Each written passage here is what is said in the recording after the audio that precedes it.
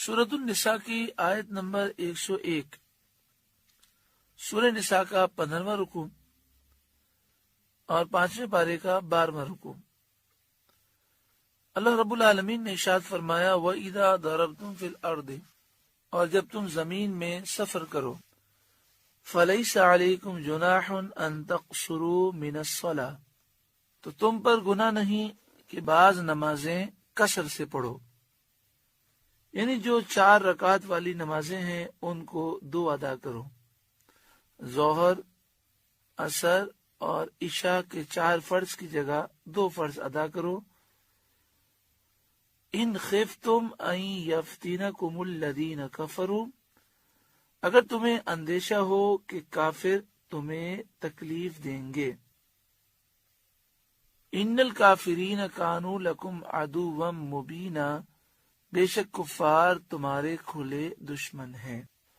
ایک مسئلہ تو یہ سمجھ لیں کہ یہاں بھی فرمایا گیا کہ اگر تم نمازیں قصر سے پڑھو تو تم پر کچھ گناہ نہیں، لیکن احادیث طیبہ میں اس کی تشریح یہ کی گئی کہ قصر سے پڑھنا سفر میں ضروری ہے۔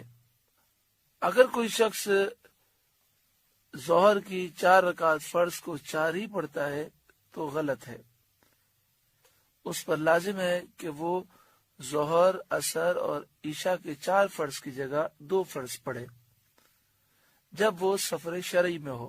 سفر شرعی سے مراد یہ ہے کہ اسے اپنے شہر سے 92 کلومیٹر کا سفر کرنا ہو یا اس سے دور جانا ہو، تو اس نیت کے ساتھ جب اپنے شہر سے باہر نکل جائے اور اس حدود کو کراس کر جائے تو مسافر ہو جاتا ہے۔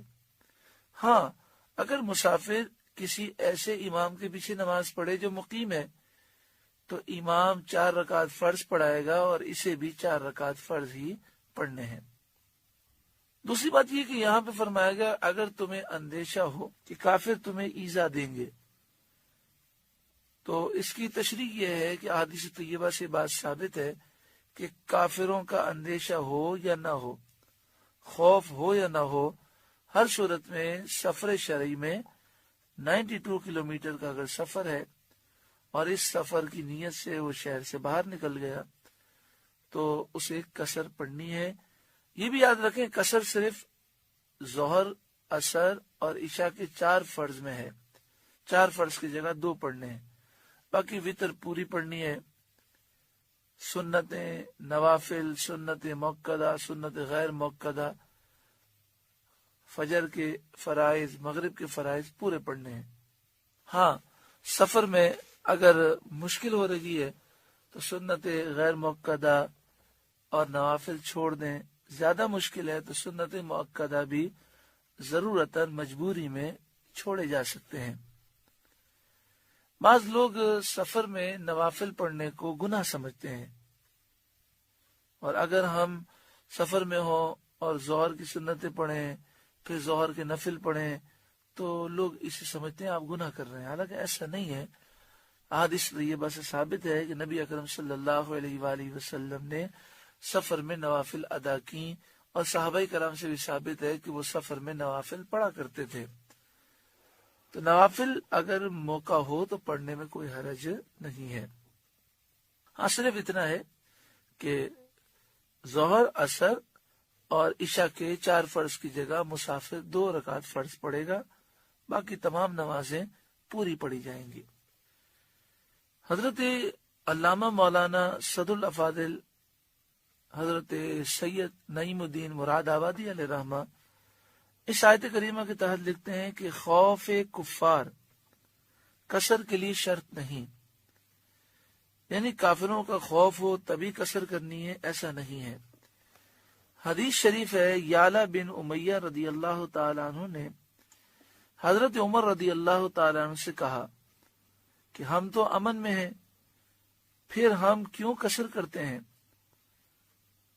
حضرت عمر رضی اللہ تعالیٰ عنہ نے فرمایا اس کا مجھے بھی تعجب ہوا تھا، تو میں نے سید عالم صلی اللہ علیہ وسلم سے دریافت کیا، حضور صلی اللہ علیہ وآلہ وسلم نے فرمایا کہ تمہارے لیے یہ اللہ کی طرف سے صدقہ ہے، تم اس کا صدقہ قبول کرو۔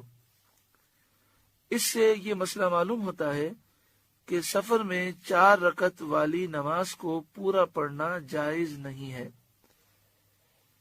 کیونکہ جو چیزیں قابل تملیک نہیں ہیں ان کا صدقہ اسقاط محض ہے اور رد کا احتمال نہیں رکھتا۔ خلاصہ یہ ہوا کہ ایسی بات نہیں ہے کہ ظہر، عصر اور عشاء کے 4 فرض کو 4 پڑھ لیں تو ثواب زیادہ ملے گا، بلکہ گناہ ہے۔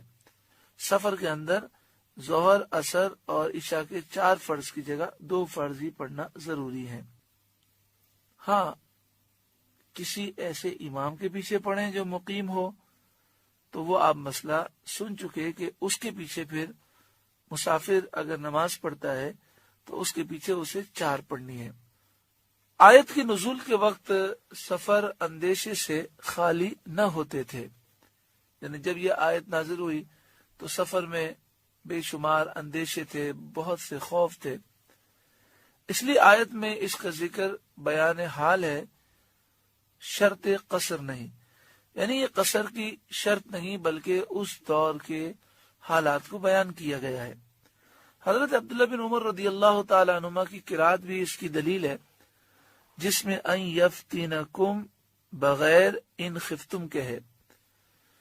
یہ ساری فنی باتیں ہیں جو اہل علم کی سمجھ کے لیے ہیں۔ صحابہ رضی اللہ تعالی عنہم کا بھی یہی عمل تھا کہ امن کے سفروں میں بھی قصر فرماتے، جیسا کہ ابھی حدیث پاک سے ثابت ہوا ہے، اور احادیث سے بھی یہ مضمون ثابت ہوتا ہے۔ پوری 4 پڑھنے میں اللہ تعالیٰ کے صدقے کا رد کرنا لازم آتا ہے، لہذا قصر ضروری ہے۔ جس سفر میں قصر کیا جاتا ہے اس کی ادنا مدت 3 رات دن کی مسافت ہے، جو اونٹ یا پیدل کی متوسط رفتار سے طے کی جاتی ہو۔